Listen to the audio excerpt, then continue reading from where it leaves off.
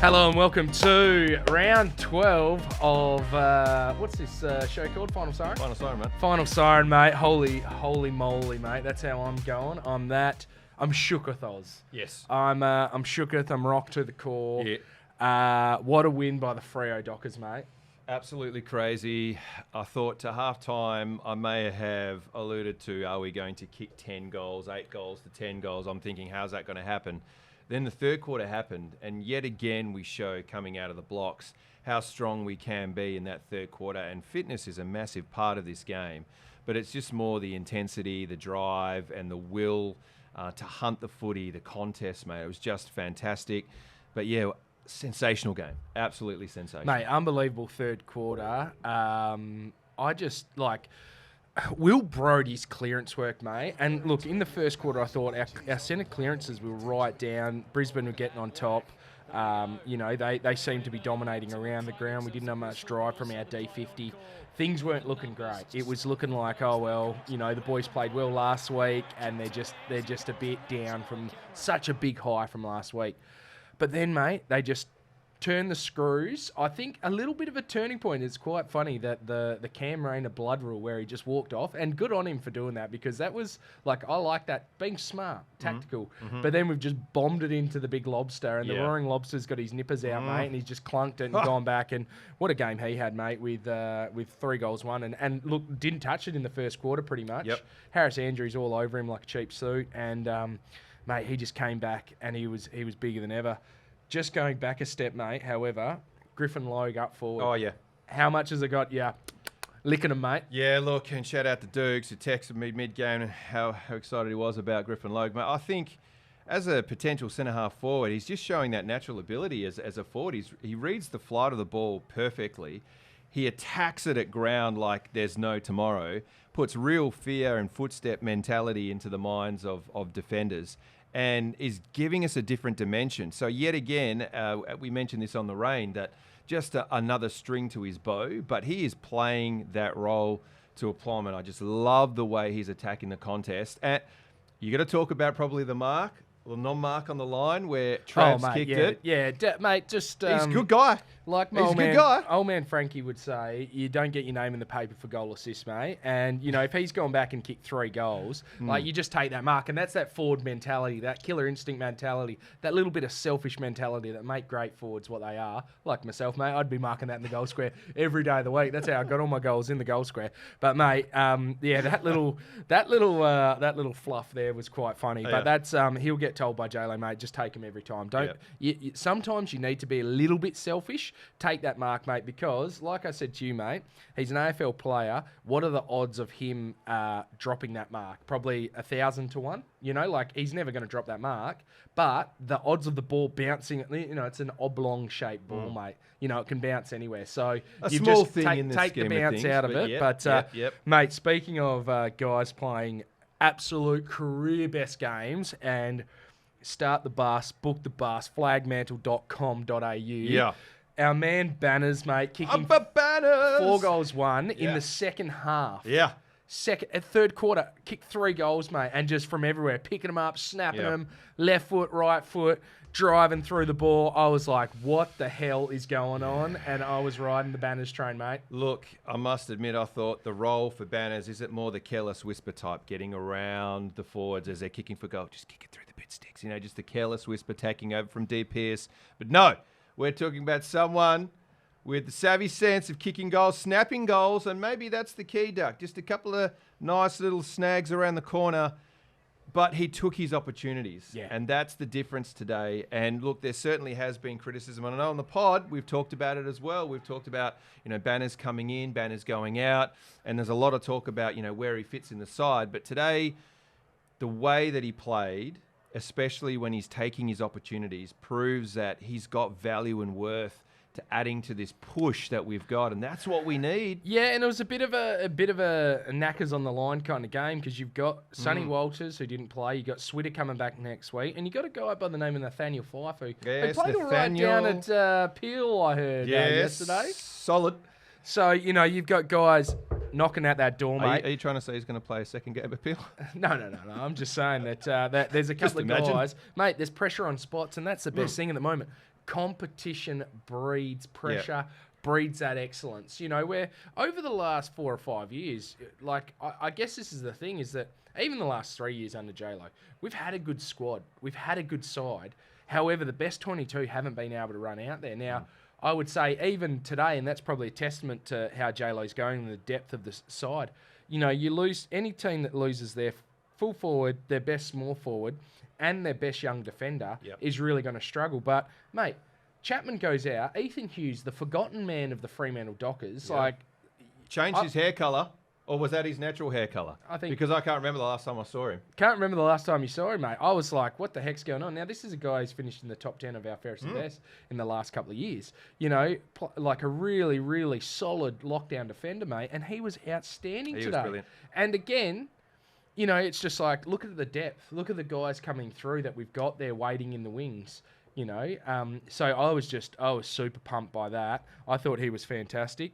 I thought Aish, the man who went from the long sleeve to the short sleeve because of a rip. Yeah. And is that a tactic maybe to get under his skin? Because, you know, once he got the short sleeves on, he wasn't quite the man. It was a little bit of a Samson tactic maybe. Cut the hair, cut the sleeves. And he had a great second quarter. 564 metres gained. Yeah, unbelievable. And, you know, like last week he plays a run with role, and after the very first kick of the game in which it was a bona fide Mallee route, mate. It was a flour bag. It just, I don't know what. Got to get it out the way early. Yeah, got it out the way early. Yeah, first kick, very Dockery first kick. But, mate, he's just stepped it up and had an outstanding, and his gut running and his run up and down the field. Absolutely fantastic. And, you know, after a great job last week playing on Clary Oliver, and now this week to back that up with that second quarter in particular, outstanding. I spoke about Will Brody's steak knives, the clearance king, mate. Like is he selling? I gotta find out, mate. This is going to be my job. And shout out to Twitter or someone out there. Please let us know. And I feel like it was Baby John Burgess. Maybe not. Who was the other guy with the big moustache who used to be on like Fat Pizza? John Turkey? No. Maybe. Yeah, maybe. And he'd be like, you know, buy this and get the steak knives. Ian Turpie. Ian Terps Turpie. Yeah.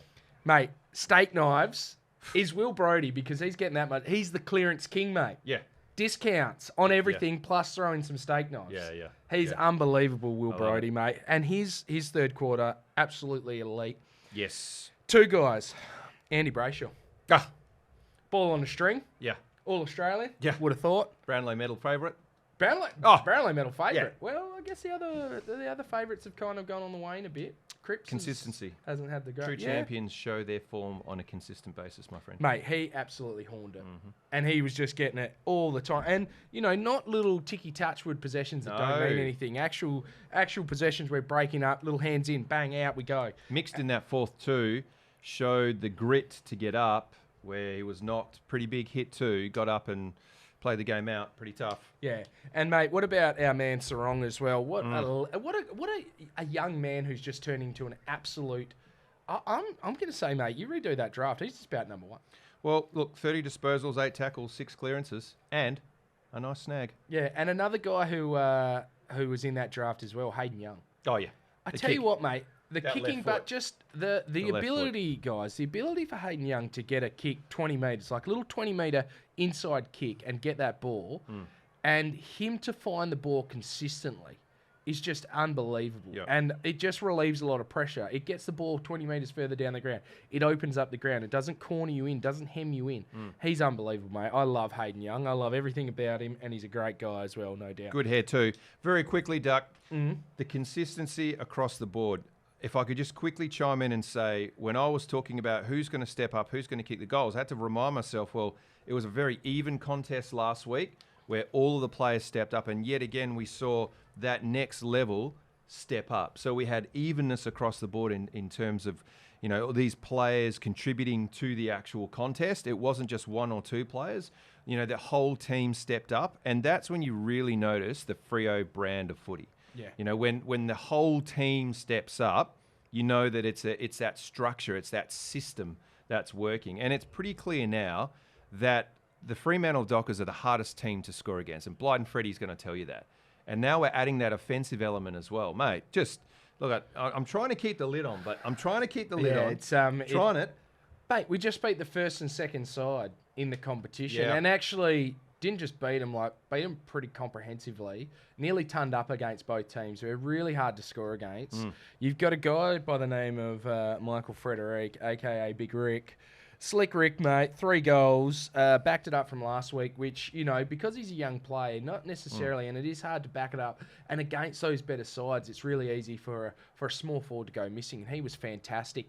And I tell you what, the thing that really got me licking him was in that last quarter when he's getting the ball, and I'm pointing out here, he's getting the ball in the centre square, like he's the target from the clearance, and then he's driving it long. I thought that was outstanding, and I don't know why they just let him run, but he was amazing, Frederick, and I just, mate, I love everything he does. I love the way he goes about it, and he, again, quiet in the first quarter, but then set a line. And going back to your point about the forward line, I think as Dockers fans, when you're here and you're looking at the forward line and you're saying, all right, Lob's deep, but then you got Logue, defender. You got Collier, who's been a wingman that's converted into a forward pocket. You got obviously I said you've got Schultze's in there. Freddie. And I think it was Freddie, and there was someone else. It was like they had Darcy Tucker was in there. For a bit. Darcy Tucker, who's a midfielder. So there's a fair few guys rolling through that. Lloyd Meek, guys who aren't necessarily natural forwards, and you are thinking, all right, where's the goals coming from? Because Lob's not touching it, and no one else. And Schultze was having a bit of a quiet one, and everyone, you're just like, oh no, we've got this jimble jamble mishmash forward line, and I tell you what, they've just stood up and. That's what we're going to need throughout the whole year. And you saw it from Melbourne last year. The guys who stood up and kicked goals in big moments. And, if we can continue to have guys that are going to stand up and kick goals in big moments, the lesser named guys and actually play, they're fantastic. And I think the last 2 weeks or the 2 weeks previous to the last 2 weeks, it was those guys who are your middle of the rung players who had been playing when we won 6 in a row, who had been playing outstanding football, had been playing outstanding football, and it's your Blake Acres and your Aish and your Banfield and your Frederick. It's those guys who are going to go from solid everyday run of the mill 22 to these guys are in your best 5 or 6. Every now and again. They don't have to be week in, week out. Yep. But those guys, the growth of those guys has been fantastic. And like I said before, someone like an Ethan Hughes to come in and do a role and just play really well. How good's that? Oh, I love it. And again, just talk about that consistency. And there's only 2 players that had 100% time on ground. Pearce was one of those, and Rory Lobb was the other one. But again, we've talked about him already, but Logue's tank is impressive. Like his repeat sprints and efforts, whilst sometimes go unnoticed on TV, you can see what he does to cover the ground and the structure. It's pretty damn impressive to see. If Danaher's playing in this game, Logue goes back. Yeah. Logue goes back if Danaher's in the team, and then Logue moves on to Hipwood, Pearce goes to Danaher, and we're still able to use Cox in that flexibility. So, that's the beauty of Griffin Logue. Look, he can play forward, he can play back. If he's going to be a Adam Hunter type, maybe a bit of a utility. But mate, if he's going to be the ultimate swingman, if we can get him up and about like that, once he gets that killer instinct for goals and that take a mark in the goal square, mate, don't worry about it. That's you get your name in the paper for goals and not goal assists. Mate, that's what it's all about. All right, on that note, Oz, shall we go to break and we'll have our interview? Shall do. Next.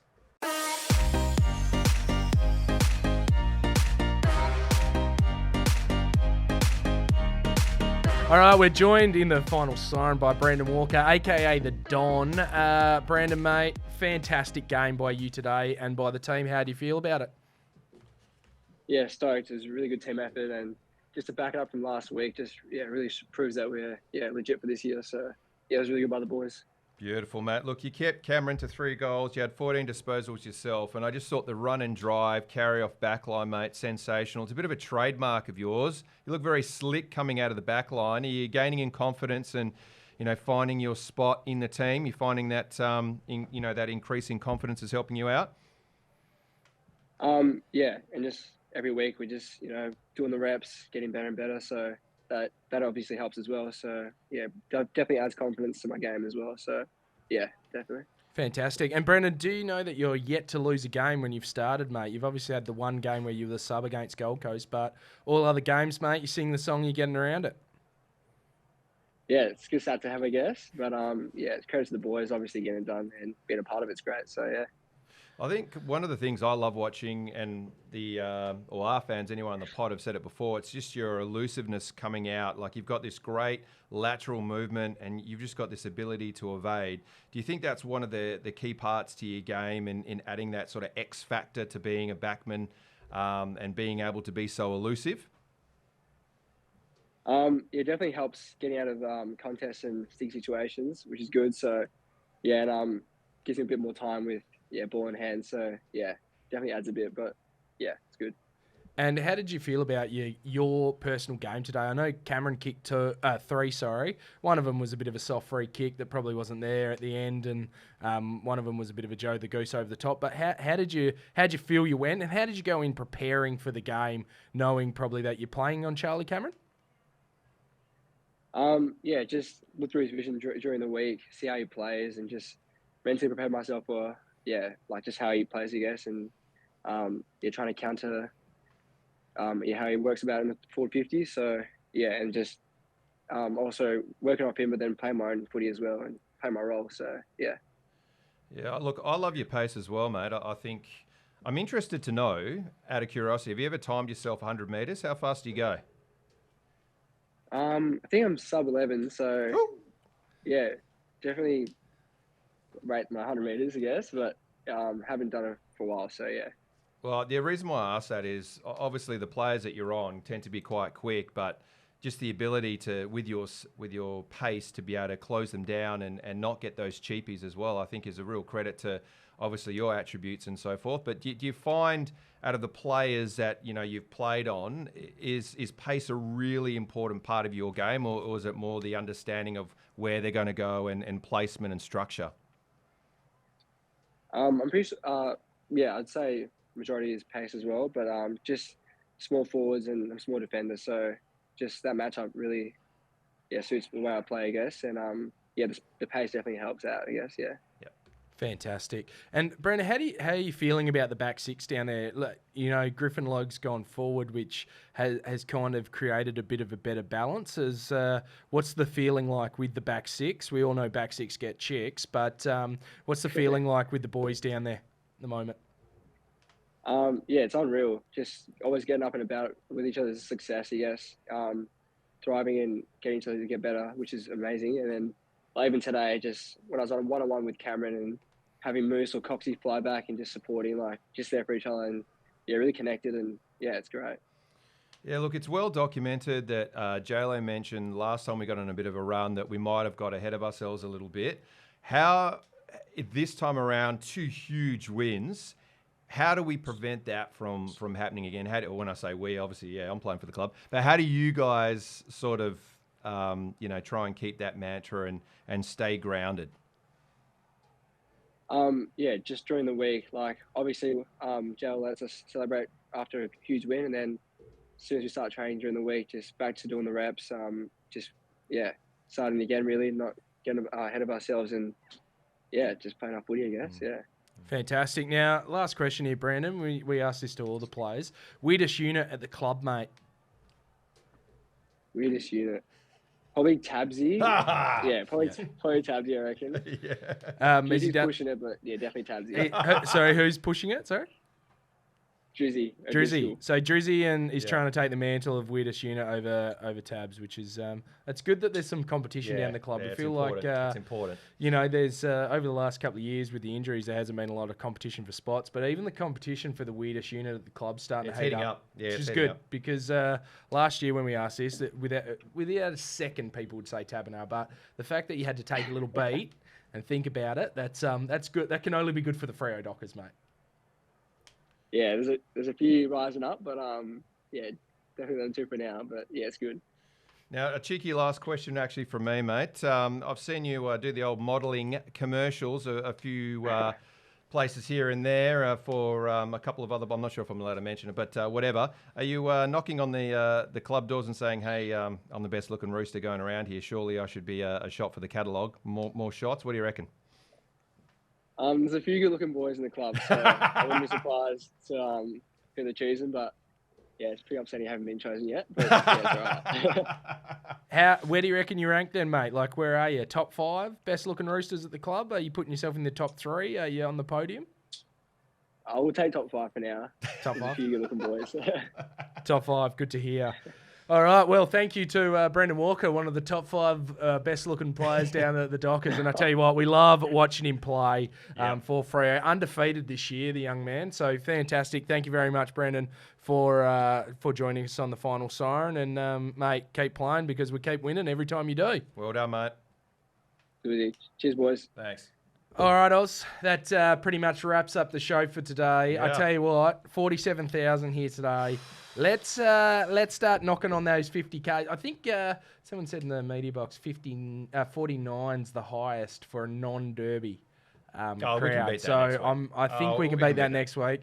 Come in your droves. It's going to be a big purple W against Hawthorn next week, and then we get the bye. We get the week off. We get the time to relax and just review the mid-season, mate, and see how we're going. Yep. But guys, remember, we're Purple Rain. We're at Purple Rain 95. We'll have a podcast up tomorrow evening at some stage. So, yeah, at Purple Rain 95, Facebook, Twitter, and Instagram. Thanks, Brendan Walker, for joining us today. Thank you, Oz. Thanks to all the Freo media team who invite us along every week. And, mate, how about them Dockers? How about them? Get on the bus! How about them, boys? How about them? I'm so pumped. Let's go. All right. See ya. See you guys.